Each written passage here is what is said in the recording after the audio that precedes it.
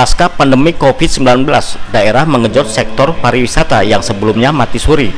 Kementerian Pariwisata dan Ekonomi Kreatif berkolaborasi dengan anggota DPR RI yang membidangi sektor wisata, serta Dinas Kebudayaan dan Pariwisata Kabupaten Brebes, Jawa Tengah, menggelar acara dengan tema sosialisasi peningkatan kualitas pengelolaan dan jejaring desa wisata. Acara dengan tema sosialisasi peningkatan kualitas pengelolaan dan jejaring desa wisata ini digelar di gedung pertemuan sebuah hotel di Brebes pada Selasa 11 Oktober 2022. Puluhan pelaku wisata dan juga perwakilan pejabat terkait ikut dalam acara ini. Hadir dan sebagai pemateri dalam gelaran sosialisasi peningkatan kualitas pengelolaan dan jejaring desa wisata ini, Wakil Ketua Komisi 10 DPR RI Abdul Fakih Fikri dan Direktur Pengembangan Destinasi 1 Kementerian Pariwisata dan Ekonomi Kreatif Wawan Gunawan serta Kepala Dinas Kebudayaan dan Pariwisata Brebes Rofik Koidul Ajam.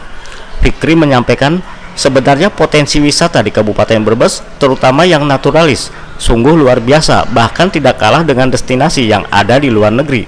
Hanya saja pengelolaannya masih perlu ditingkatkan lagi.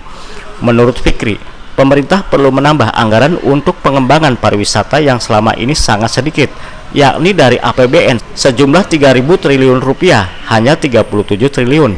Sekarang ini orang datang ke wisata tidak hanya untuk leisure, tidak untuk kenyamanan atau refreshing tok, tapi dia kepengen juga datang ke situ, tetapi tetap aman, nyaman. Kepala Dinas Kebudayaan dan Pariwisata Brebes Rofik Koidul Ajam menyebut di Kabupaten Brebes ada 10 destinasi wisata yang pengelolaannya melibatkan desa.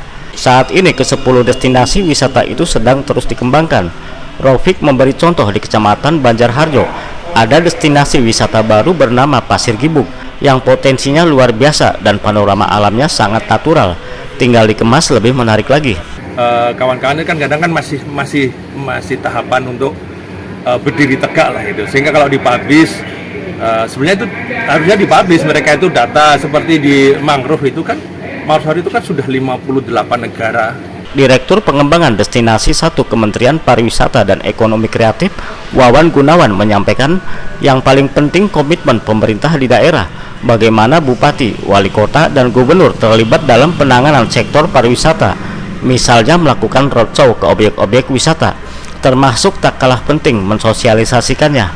Kita melihat kalau dari pusat ini bagaimana CEO komitmen di daerah, ya, pemerintah daerah ini yang paling penting, ini bandulnya nih. Bagaimana nih bupati seberapa jauh keberpihakan kepada sektor pariwisata dan ekonomi.